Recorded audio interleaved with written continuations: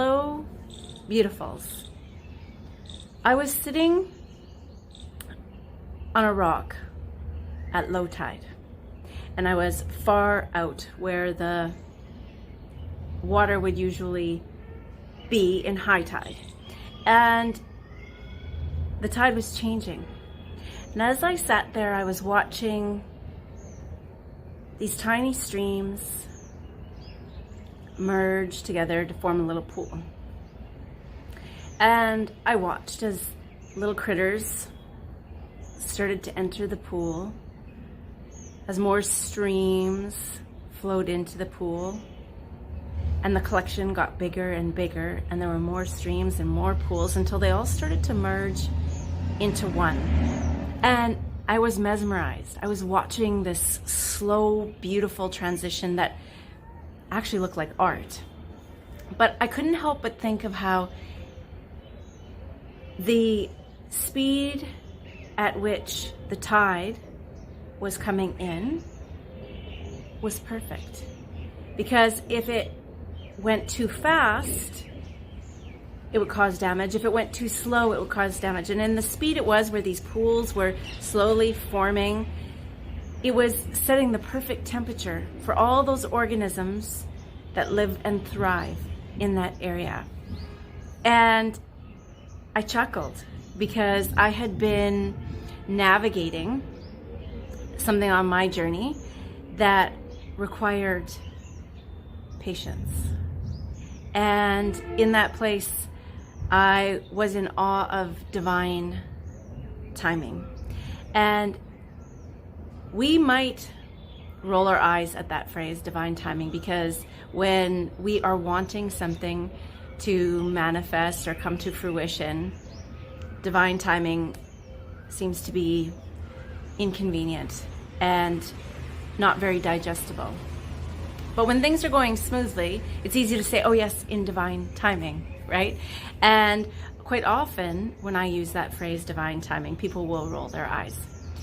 And I like to use the analogy of the beach, of the tide coming in, because everything happens in perfect timing.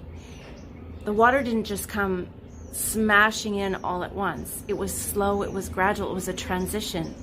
And so too, when we are wanting something to manifest in our life, and that the delays, the detours, the rejections, the in-between, the meantime, right? All of these things are divine and perfect, even if our ego is screaming that it is not.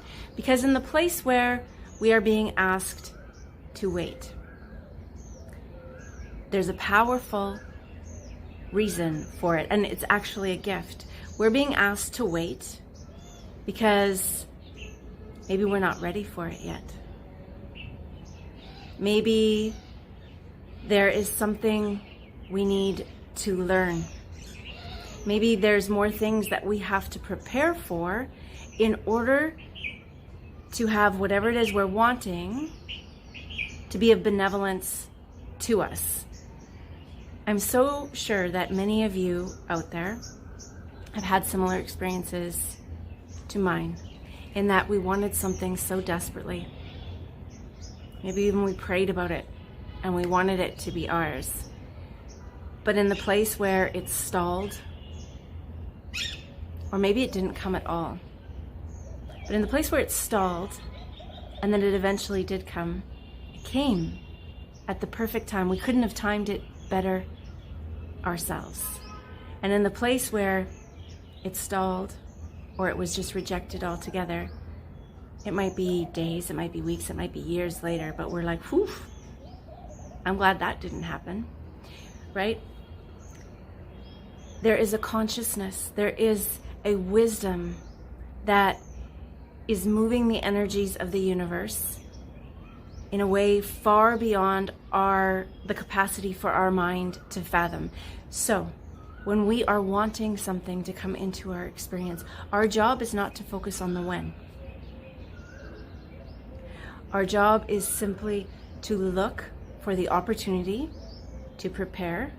Maybe there's more ways for us to grow. Maybe we need to do some groundwork first. Or maybe there's a lesson we're being asked to learn. But it's our job to delve into that, to focus on those aspects, not when. And if we can shift our focus, the journey becomes much more enjoyable and much more rewarding. I thank you so much for listening to this perspective. And as always, I am so appreciative you are here, whether you are new to this channel or you've been here for a while. I appreciate you equally. And if this video resonated with you, I appreciate a like or a share. And if you want more of this type of information, please hit the subscribe button to ensure that you don't miss anything. And until we speak again, please be well.